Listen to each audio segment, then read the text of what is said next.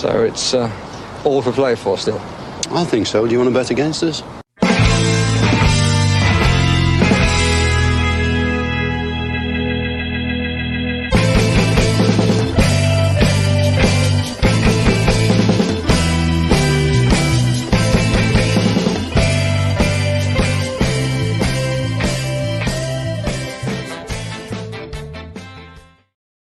Well, Aston Villa fans, pre-season comes to an end with a rather limp 2-0 defeat against Dortmund in their backyard. 2 goals in the space of 90 seconds, kind of killed off the game as any contest, and Aston Villa had to do an awful lot of defending through the course of that whole game. But I think Unai Emery will be thankful for the minutes in the legs on that one. Maybe the defensive structures at times were what he was looking to work on, but wasn't really the rip-roaring kind of game I think that Villa fans wanted to end the pre-season with, Paddy, was it?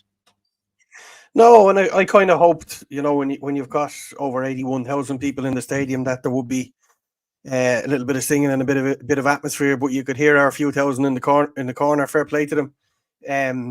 So it wasn't the same intensity as you would expect, but that didn't deploy on the pitch because I thought Dortmund were very well organised. They pressed very well, which is important for us too, because we need to get used to that. We need to be ready for next Saturday, and we need to be able to put up with guys pressing us very high up the pitch, which they did for a large period of the game till all the wholesale changes started to come. And I'm not too down on it. I thought the second half was much better. Apart from the lack of chances we created, I thought it was a whole lot better.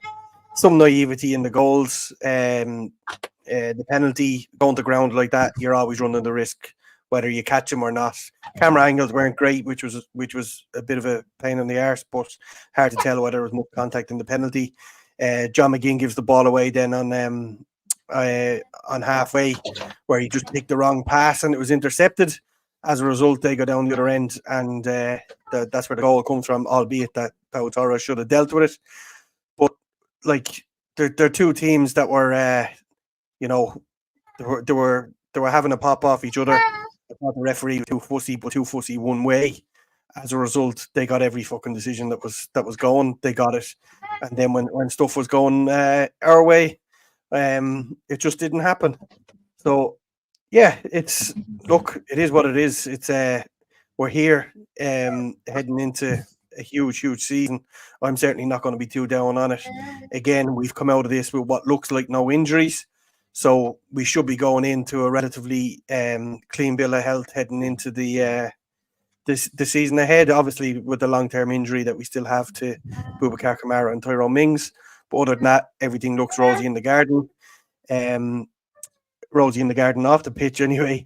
We just have to wait and see how prepared we are for the London Stadium next Saturday, and that's the most important focus from now on. Yeah, I agree. I've got you've got your hands full there. I've got a disgruntled customer here beside me, put it that way. Yeah, look, my 2 pennant worth on that is, and this game is, I'm not overly concerned. The penalty for me, your man was offside, Julian Brett was offside. That goes to VAR in regular season. That's chalked off. I'm not even sure there was contact made from Konza as well. The second goal was absolute sheer madness from Pau Torres. Like, come on, at 27 years of age, whatever you are, you put your foot through that and you put it out for a corner. For the love and honor of Jesus, that one absolutely aged me by about 3 years today. Like, that's there's sticking to the process, and then there's literally walking around without a shadow of an idea what's going on behind you in the box. And look, we call it out as it is. He's a fine defender. He's a fine player. He was, whatever you want to think about him, that was just really, really naive inside there as well. And I know it's pre-season, but have to call it out because we've got West Ham next week. I thought, apart from that, Paddy, that it showed that they hadn't played a game in so long, and that we had a game. We've been essentially doing Wednesday, Saturday for the last while. Their press was immense. Like, they kept on mentioning it in the commentary. It was really, really good. You said about the ref. The ref was shocker. The ref was an absolute shocker. It was but look, as I say, it kind of is what it is with those kind of decisions. I actually had to go in and check it. It wasn't that fella that refereed our Olympiacos match that took the boom in his early years. It wasn't Yeah. him. Managed to take a bung in his early years and get a European semi-final. Unbelievable stuff. Yeah. But anyway, we won't go into that. But that was Yeah. poor refereeing today, and It was, one poor yeah. decision could have ended in a dislocation of Roger's shoulder there at one stage. So That was a shocker. anyway, Like literally, not only was it from behind, don't get me wrong, it was like a triple sandwich. yeah, no, bad form for sure. There's not a whole pile of positivity other than general positive of no injuries and getting a run out against a high caliber team. As I said in the team sheet tantrum, these guys were second best to only Real Madrid in the Champions League last year. We have to put that into perspective. We're only embarking on this for the very first time, albeit we do have Champions League experience within the team. But I do think that it was a valuable run out, albeit there was a couple of questionable things that happened. Yeah, exactly. Look, it's for me, I think some positives that we saw inside there was, I think Philogene Bides was a positive. I think Nedeljkovic is a positive there, albeit first 15 minutes in the second half, they really targeted him going down there and they got some joy there. But look, that's to be understood. He's an 18-year-old player playing against some really, really good players out there. So not harsh on him at all. Definite positives. The negatives for me, yes, look, I thought our defending was fine, apart from that Pau Torres goal, because we defend by soaking up pressure and we give teams chances, and that's fine. They didn't really look a whole pile like scoring a whole pile more outside of those outside of the Pau Torres chance and the goal and the penalty, and I think that's a positive. For me, the biggest negative is what's going on with our striker position. I think it's a huge negative. Like until I see the end of the transfer window, that's the head scratcher for me as well. You know, we need a new centre half, but we also need a new centre forward. We need another centre forward to be able to come in there and play. And yes, we haven't had Duran, we haven't had Ollie Watkins, and Archer only came off the bench for 20 minutes today.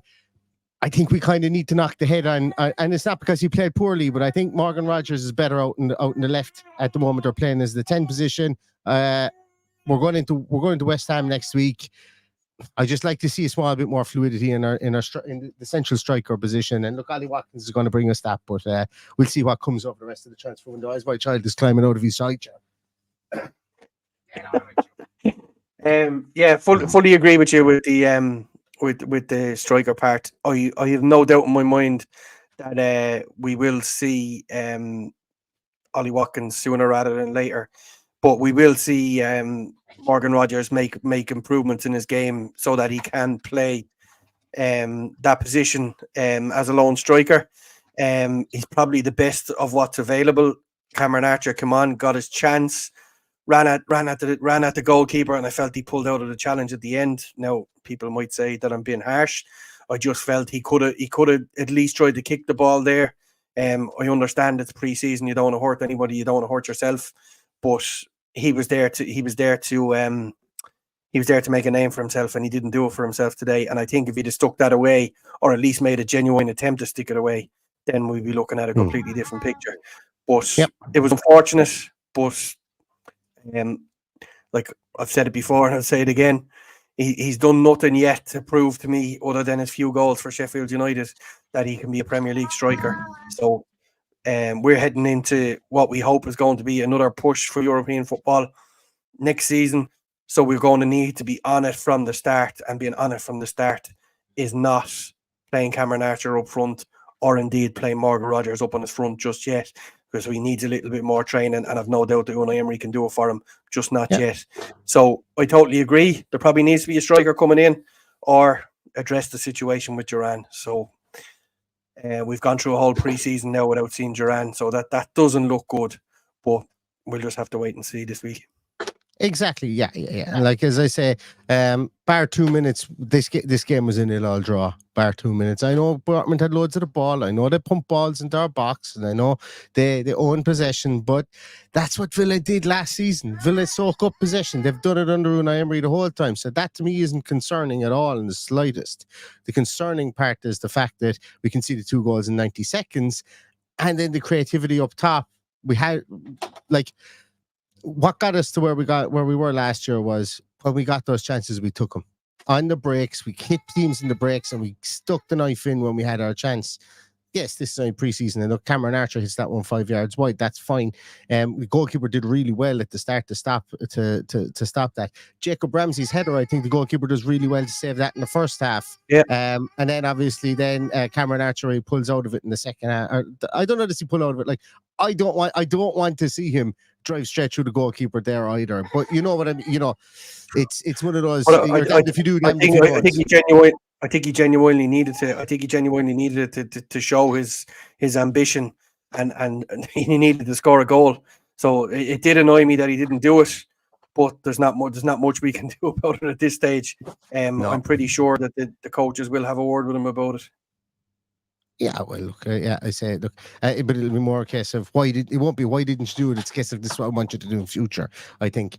But yeah, exactly. Look, I'm not downbeat over that game at all. I certainly am not. No, me neither. It wasn't the best. It wasn't the best way to spend a Saturday afternoon. It was poor enough. No, but tough to watch. Yeah, the real business starts now, and I don't understand the meltdown on social media either. Because look, if we go 3 or 4 games into the season playing like that, then we have a problem.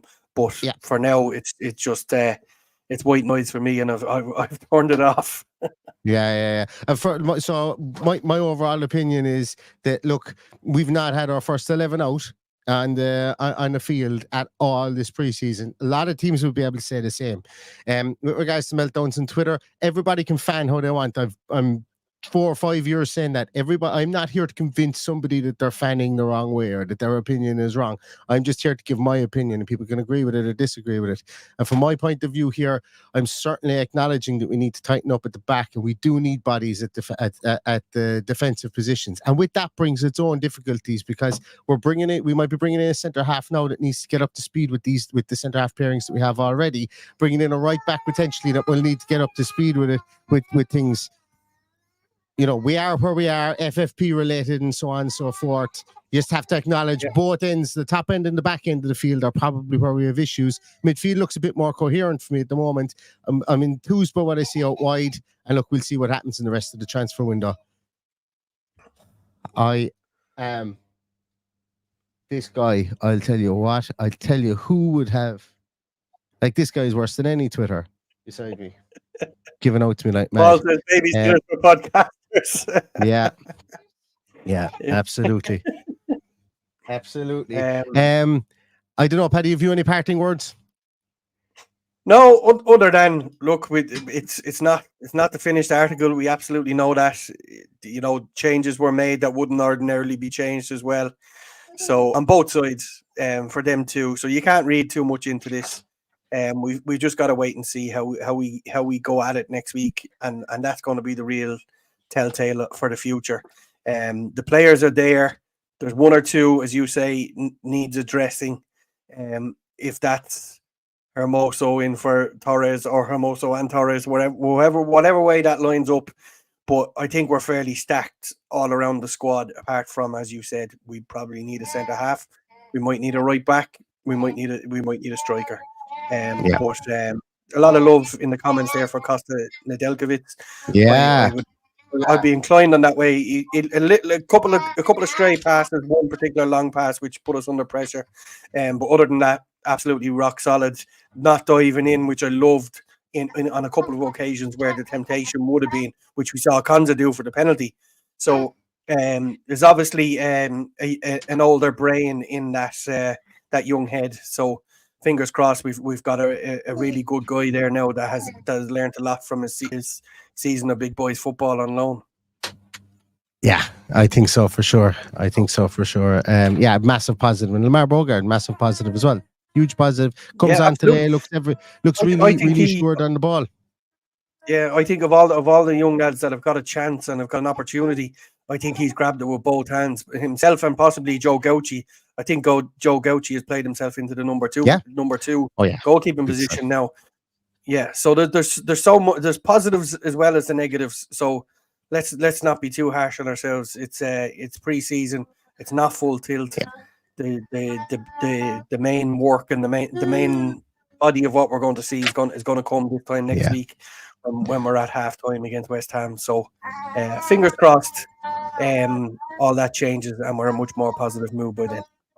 Absolutely. Thanks a million for watching, everybody. It's been a tough slog for me, this podcast, but we got there for a finish.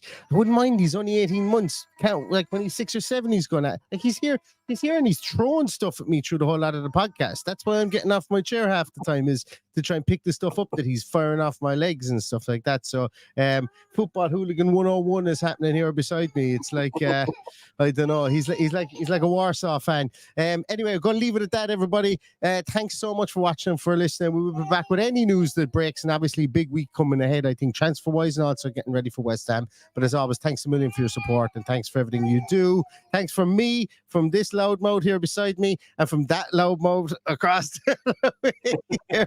All that's left to say is up the Villa. Up the Villa.